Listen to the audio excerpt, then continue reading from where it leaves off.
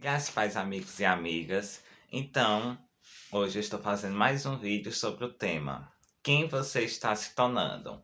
Antes disso, eu quero pedir um favor a você que está assistindo esse vídeo. Para você se inscrever no nosso canal, deixar o seu like, compartilhar nossos vídeos e qualquer coisa deixar nos comentários. Então, vamos para mais um vídeo.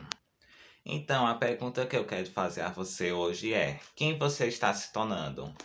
Será que você está realmente se tornando uma pessoa obediente a Deus, está seguindo os caminhos dele? Ou você está se tornando uma pessoa rebelde a Deus, está desobedecendo a Deus e está nos caminhos errados? Então, reflita um pouco sobre essa pergunta e agora eu vou ler um versículo que está no livro de Efésios, capítulo 5, versículo 29, que diz: Além do mais, ninguém jamais odiou seu próprio corpo. Antes o alimenta e dele cuida, como também Cristo faz com a igreja.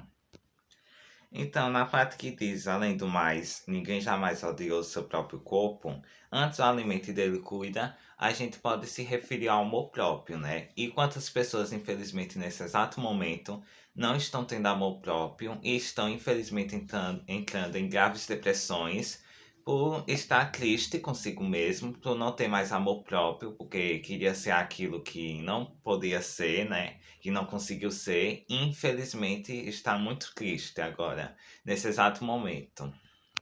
Outra coisa que a gente pode citar é também quantas pessoas, infelizmente, estão deixando de ser dominadas muitas vezes por plantas, podemos falar, por coisas materiais e estão se perdendo no mundo. Infelizmente, essa é a realidade da nossa humanidade nos dias de hoje. Então, no livro de Gênesis, capítulo 1, versículo 26, diz: Então disse Deus: Façamos o homem à nossa imagem, conforme a nossa semelhança. Domine ele sobre os peixes do mar, sobre as aves do céu, sobre os grandes animais de toda a terra, e sobre todos os pequenos animais que se movem rente ao chão. Agora o versículo 27. Criou Deus o homem à sua imagem, a imagem de Deus o criou, homem e mulher os criou. Então nós não devemos deixar se enganar com coisas mundanas, porque a gente tem que se lembrar que a gente é a imagem e semelhança de Deus, e também se lembrar que a gente é filho de Deus. Então a gente deve se amar, né? A gente deve ter o amor próprio e se lembrar todos os dias que a gente é filho de Deus e que é imagem e semelhança de Deus. Então, agora voltando para o livro de Efésios, né? No mesmo canto que eu li, capítulo 5, versículo 29, eu vou dar outra lida. Além do mais, ninguém jamais odiou seu próprio corpo. Antes o alimento dele cuida. Como também Cristo faz com a igreja. Então, né, eu já falei das primeiras etapas desse vídeo, que foi sobre o amor próprio e sobre que nós somos a imagem e semelhança de Deus. E agora eu vou falar sobre Cristo e a Igreja, que é a segunda etapa do vídeo. Então, quando aqui fala como também Cristo faz com a Igreja, a gente pode falar da união que Cristo tem com a Igreja. Que no caso, Cristo e a Igreja são uma coisa só. Qualquer bem feito que você fizer à Igreja, você estará fazendo automaticamente a Cristo. Mas infelizmente encontramos muitas pessoas, né, que dizem, né, que têm pensamentos que, por exemplo, que essas pessoas não gostam da igreja e nem gostam dos cristãos, mas essa pessoa diz que ela é de Deus. Então essa pessoa realmente ela tem Deus na sua vida? A resposta é não, pois quem ama a Cristo, quem ama Deus, também deve amar a igreja e também deve amar os cristãos, porque a igreja e Cristo são uma coisa só. Assim diz em Efésios, onde eu li, capítulo 5, versículo 29. Então, quando você fala mal da igreja ou fala mal dos cristãos, você ao mesmo tempo está falando mal de Cristo, de Deus. E isso não pode acontecer. E uma curiosidade também importante sobre esse versículo 29, sobre essa parte que Cristo e a igreja é uma coisa só, que podemos falar da blasfema contra o Espírito Santo, né? E uma das blasfemas contra ele podemos falar que é criticar a igreja. Porque se você está criticando a igreja, obviamente você está criticando a Cristo, como eu disse. E isso não pode acontecer porque Cristo e a igreja são uma coisa só. Outra blasfema contra o Espírito Santo, a gente pode citar também criticar os cristãos. Mas por que criticar os cristãos é uma blasfema contra o Espírito Santo? Porque na Bíblia diz que os cristãos são o povo, são filhos de Deus e são santificados. Então, quando você está criticando os cristãos, você está criticando os filhos de Deus e também está criticando os santificados por Deus. E isso não pode acontecer. E, obviamente, também que você está criticando a Cristo também. Lembrando que quando você está criticando a Deus, você não está criticando só um deles, porque os três se formam em um. Quando você, por exemplo, critica a Deus, você está criticando o Deus Pai, o Deus Filho e o Deus Espírito Santo, ou o Deus Consolador.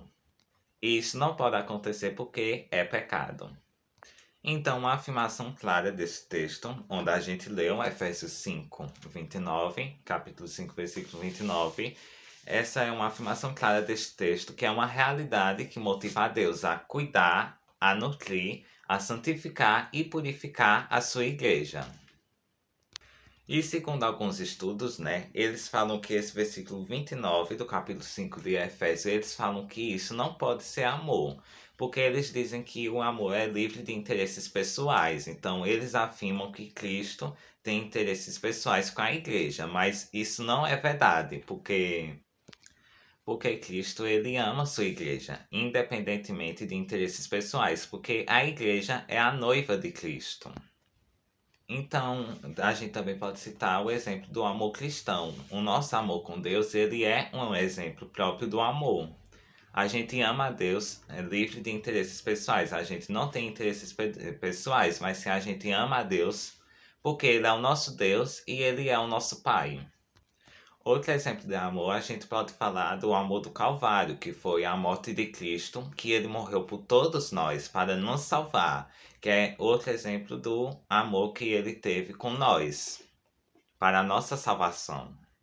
Entretanto, esse versículo 29 do capítulo 5 de Efésios fala sobre o amor que Cristo tem com a igreja. E existem três maneiras que a gente pode explicar, né, o amor de Cristo, mas na minha opinião, só uma, não só na minha opinião, mas sim de acordo com a Bíblia, só uma maneira consegue explicar o amor verdadeiro de Cristo. Então, existem três maneiras. A primeira maneira é da base bíblica, a segunda maneira é a partir da ética e a terceira a partir da filosofia.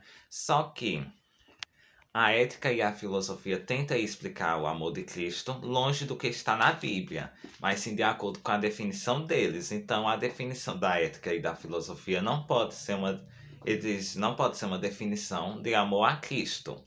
A única forma de definir o amor de Cristo é a base bíblica, no caso, tudo o que está na Bíblia.